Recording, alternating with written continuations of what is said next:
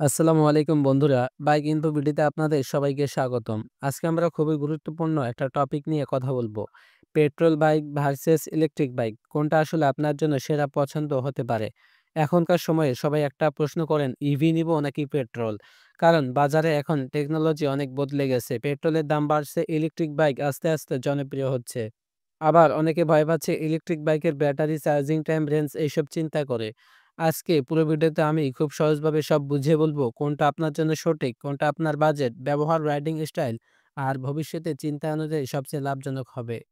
দেখেন ভাই, petrol bike তো আমাদের অনেক দিনের বন্ধু। ছোটবেলা থেকেই সবাই দেখেছি পেট্রোল বাইক। ইঞ্জিনের শব্দ, গিয়ার পরিবর্তন, অ্যাক্সিলারেশনের ফিল, এটা একটা আলাদা আবেগ। অন্যদিকে ইলেকট্রিক বাইক পুরোপুরি নতুন অভিজ্ঞতা। কোনো শব্দ নেই, কোনো গিয়ার নেই, শুধু চাবি ঘোরান আর বাটন চাপেন, চলে গেল। দুটার অভিজ্ঞতাই একেবারেই আলাদা। তাই এটার সিদ্ধান্ত নিতে হলে আমাদের খরচ, মেইনটেন্যান্স, ব্যবহারের জায়গা, চলার দূরত্ব, পরিবেশ, রিসেল ভ্যালু সব মিলিয়ে দেখতে হবে। চলুন প্রথমেই বুঝি পেট্রোল বাইক আসলে কেন এত জনপ্রিয়। প্রথম কারণ রিফুয়েলিং সুবিধা। পেট্রোল বাইকে ফুয়েল ফুরিয়ে গেলে যে কোনো জায়গায় পাম্পে গেলে 30 সেকেন্ডে ট্যাঙ্ক ফুল। সারা দেশে পেট্রোল পাম্প ছড়ানো। গ্রামের রাস্তা ধরুন, শহরের রাস্তা ধরুন, পেট্রোল পাওয়া যায়। তাই লং রাইডে পেট্রোল বাইক এখনো সেরা। আরেকটা কারণ হলো পেট্রোল বাইক খুব কমন। মেকানিকের কাছে নিলেও সে চিনে কাজ করতে পারে। ইঞ্জিন, প্লাগ, গিয়ার সবই তার পরিচিত জিনিস। তাই সার্ভিসিংয়ের ঝামেলাও খুব কম। আর টপ স্পিড বা হাইওয়ে রাইডে এখন ইলেকট্রিক বাইক পেট্রোলের লেভেলে যেতে পারেনি। তাই অনেকেই এখনো পেট্রোলেই ভরসা রাখে।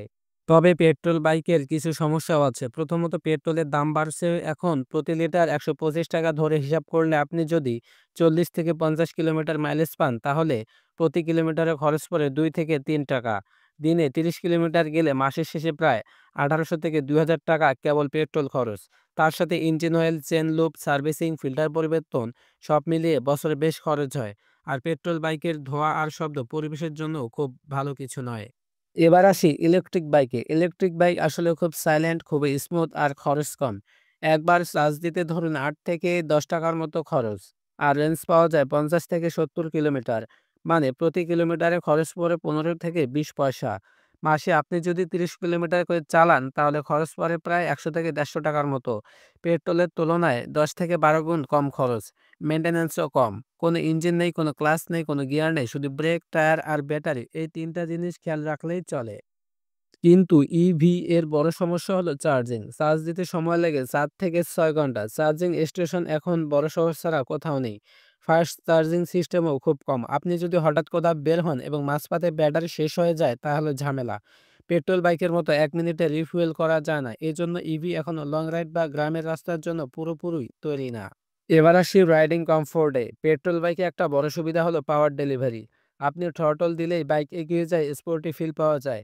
গিয়ার চেঞ্জের একটা আলাদা অভিজ্ঞতা আছে। অন্যদিকে ইভিতে গিয়ার নেই কিন্তু টর্ক খুব ইনস্ট্যান্ট। মানে স্টার্টে পিকআপ খুব বেশি। শহরের ভিড়ের মধ্যে এটা অনেক কাজে লাগে। সিগন্যাল ভাগতেই আপনি সামনে চলে যাবেন। কিন্তু হাই স্পিডে ইভি এর পাওয়ার কমে যায়। তাই ইভি বাইক হলো শহরে স্টপ অ্যান্ড গো রাইডিং এর জন্য অসাধারণ। কিন্তু লং রাইডের জন্য এটা ততটা আদর্শ নয়।